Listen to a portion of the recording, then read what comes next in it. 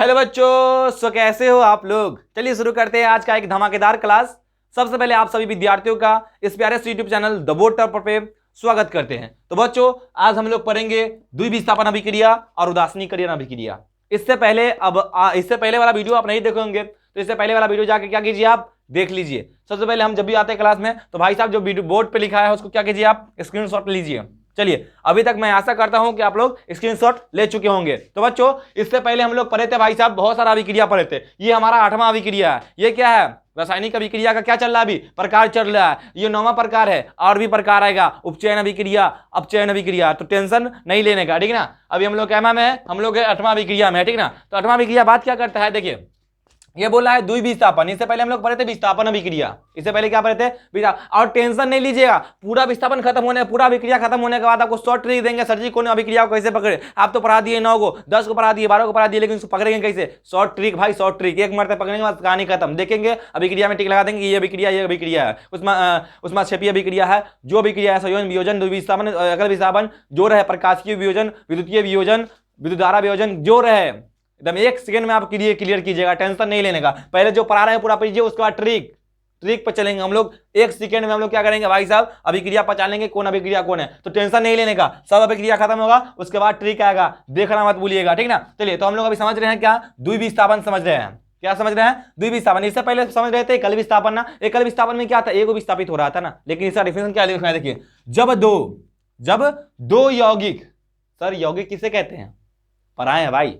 जब 2 या 2 से अधिक तत्व मिलता है तो किसका निर्माण करता है, यौगिक का निर्माण करता है। किसका निर्माण करता है, यौगिक का निर्माण करता है भाई साहब। जब एक चावल अलग रहता है तो हम लोग चावल बोलते हैं, लेकिन उसको दूध मिला के बना देते क्या बोलते हैं, खीर बोलते हैं। उसी प्रकार समझना है यहाँ पर क्या, कि जब भाई 2 या 2 से अधिक तत्व रहेगा तो किसका रूप ले लेगा, यौगिक का। देख रहे हैं यहाँ पर Na है, SO है और O है। यहाँ 3 तत्व मिल रहा है। कितना तत्व मिला है, 3 तत्व। तब जाके क्या मिला रहा है भाई साहब, यौगिक बना रहा है। हम पहले बता दिए 2 या 2 से अधिक तत्व जब आपस मिलता है तो किसका निर्माण करता है, यौगिक का निर्माण करता है। यहाँ पे इसका क्या हो गया, कहानी खत्म। तो यहाँ पर क्या है कि जब 2 यौगिक रहना चाहिए। यौगिक मतलब ध्यान में एक बात बता लीजिएगा, 2 से अधिक तत्व रहेगा, ठीक ना, 2 से अधिक तत्व रहेगा। तो क्या बोला कि जब 2 यौगिक अपने आयनों यानी कि मूलकों की क्या कर सकता है, अदला बदली करके 2 नए पदार्थ बनाते हैं। 2 क्या करते हैं, नए पदार्थ, नए यौगिक का निर्माण करते हैं। निर्माण करते हैं उसे हम लोग क्या कहते हैं, द्विविस्थापन अभिक्रिया कहते हैं। एकदम इजी प्रोसेस में हम लोग क्लियर करते हैं। देखिए, अब एग्जाम्पल लिए हैं कि सर ये इतना बचर किए हैं,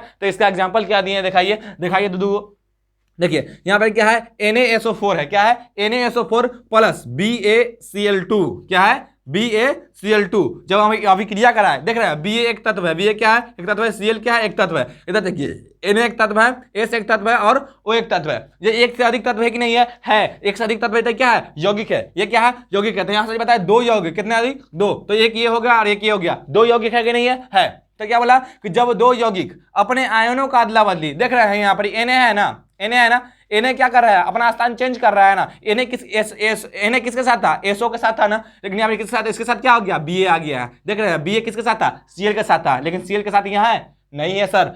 SO इसके साथ किसके साथ था, Na के साथ था। यहाँ Na के साथ है, Na किसके साथ था, SO के साथ था, लेकिन SO के साथ है नहीं। 2 चीज चेंज हो रहा है कि नहीं हो रहा है। पहली बात तो भाई साहब SO के साथ था Na, लेकिन यहाँ क्या हो गया, Na अपना स्थान चेंज किया, और Ba किसके साथ था, Cl के साथ था, ये भी अपना स्थान चेंज किया। तो कुल 2 तत्व, बोले ना कि 2 यौगिक अपने 2 यौगिक क्या करता है, अपने आयनों का मूल्यों का क्या करता है, अदला बदली करता है। इसका अदला बदली कर रहा है कि नहीं कर रहा है। Na के जगह पर कौन चला गया, Na के चला गया Ba, और Ba के जगह पर कौन चला गया, Na चला गया भाई साहब।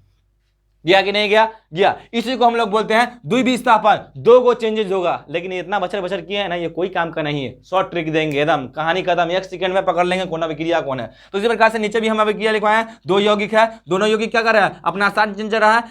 Ag किसके साथ था, NO के साथ था। किसके साथ था, NO के साथ था, लेकिन Ag के साथ कौन चलाया, Cl अपना स्थान चेंज किया कि नहीं किया। Cl Na के साथ था, और NO3 किसके साथ था भाई साहब, Ag के साथ था, लेकिन इधर किसके साथ चलाया, Na के साथ चलाया। ये भी क्या है, चेंज है कि नहीं है 2 को चेंज हो रहा है। अपने मूलकों का अदला बदली कर रहा है। दोनों यौगिक क्या कर रहा है, अपने मूलकों का अदला बदली कर रहा है। जब मूलकों का अदला बदली करेगा 2 यौगिक, तो उसमें हम लोग क्या बोलेंगे, द्विविस्थापन बोलेंगे। ये हो गया। मैं आशा करता हूं कि आपको ये समझ में आ गया होगा। नहीं समझ में आएगा दोबारा इसको क्या कीजिएगा, आप फिर से वीडियो को पीछे ले जाइएगा, देखिएगा समझ में आ जाएगा, ठीक ना। देखिए अब अगला बात बोल रहा है क्या, अब अगला अभिक्रिया है उदासीनीकरण अभिक्रिया। क्या है? उदासीनीकरण अभिक्रिया, ठीक ना। देखिए अब इसको हम डिफिनेशन क्या लिखे हैं, इसका हम क्या लिखे हैं डिफिनेशन, इसका हम लोग परिभाषा क्या लिखे हैं। देखिए वैसा रासायनिक अभिक्रिया या अभिक्रिया, कोई टेंशन नहीं है, वैसा अभिक्रिया जिसमें अम्ल एवं क्षार, सर अम्ल एवं क्षार, समझ में आ रहा है? अम्ल एवं क्षार नहीं सर, लेकिन जो किताब लिखा है वो भी थोड़ा सा समझ लीजिए, मेंटल टाइप करता। ये है दूसरा चैप्टर में पढ़ना, अम्ल एवं क्षार, बच्चा को पता है नहीं, लेकिन चूतिया नहीं समझिए किताब लिखने वाला को। आपको इससे पहले वाला क्लास 9th क्लास हो सकता है या 7th क्लास हो सकता है, इसमें क्या हुआ, अम्ल और क्षार के बारे में कुछ ना कुछ आपको क्या किया है, बताया गया है, इसलिए क्या किया है, लिखा है। लेकिन इस बुक में हम लोग अम्ल और क्षार के बारे में हम लोग अगला चैप्टर पढ़ेंगे, उसमें क्या किया, विस्तार पूर्वक से अध्ययन किया गया है। लेकिन हम लोग समझते हैं अम्ल और क्षार, अम्ल मतलब सीधा सीधा समझते हैं अम्ल क्या होता है, खट्टा होता है, क्षार क्या होता है, कड़वा होता है, इतने बात ध्यान रखना है अभी, ठीक ना। तो अम्ल एवं क्षार अपने आयनों के क्या करता है, अदला बदली करता है, एवं अदला बदली करके क्या बनाता है, लवण एवं जल बनाता है। लवण मतलब जानते हैं ना, लवण जिसको बोलते हैं नमक, इसका 3 गुना नाम है, लवण भी बोलिए, नमक भी बोलिए, सोडियम क्लोराइड भी बोलिए, कोई दिक्कत नहीं है, सब क्या है, सेम है, ठीक ना।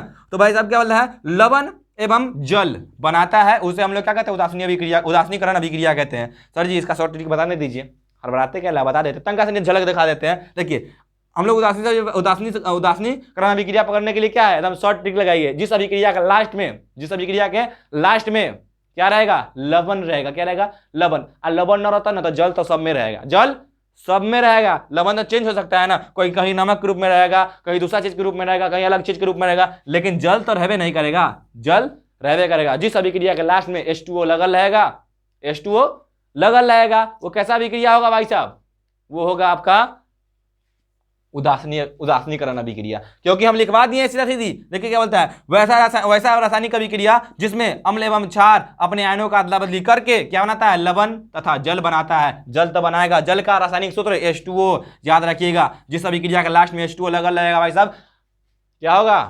उदासीनीकरण अभिक्रिया। जिस प्रकार से HCl हाइड्रोक्लोरिक अम्ल, हल्का भी केमिस्ट्री तंका से समझे हुए ना तो 1 मिनट में क्लियर होगा। हाइड्रोक्लोरिक अम्ल, अम्ल है कि नहीं, लास्ट में अम्ल लग रहा है तो क्या होगा, अम्ल ना होगा, लिखेंगे भाई साहब विनोद कुमार ठाकुर लिख रहे हैं, ठाकुर ही ना होगा। उसी प्रकार से बोला है क्या है, क्या अम्ल, क्या बोला है, अम्ल, क्या बोला है, HCl का हाइड्रोक्लोरिक अम्ल, अम्ल लग रहा है तो ये अम्ल होगा, अम्ल है। और क्षार है NaOH क्या है, क्षार है, ये क्या है, क्षार। जब दोनों क्या करता है, अभिक्रिया कराता है क्या लाता है, लवण बनाता है, लवण बोले ना, लवण को हम लोग सोडियम क्लोराइड भी बोलते हैं। Na किसका संकेत है, सोडियम का, Cl किसका है, क्लोराइड का, इसलिए इसका नाम भी क्या है, सोडियम क्लोराइड। इसको लवण भी बोलते हैं, नमक भी बोलते हैं। कोई पूछे नमक का रासायनिक सूत्र NaCl, सोडियम का रासायनिक सूत्र, सोडियम क्लोराइड का रासायनिक सूत्र NaCl, समझ रहे हैं ना बात को। तो ये क्या भाई साहब, लवण तथा क्या बनाएगा, जल बनाएगा, क्या बनाएगा, लवण तथा जल बनाएगा, समझ रहे हैं ना बात को, एकदम इजी प्रोसेस। उसी प्रकार से भाई साहब क्या है, HNO3 क्या है, एक क्षार है, और KOH क्या है, एक अम्ल है, जिसको बोलते हैं हम लोग पोटेशियम हाइड्रोक्साइड,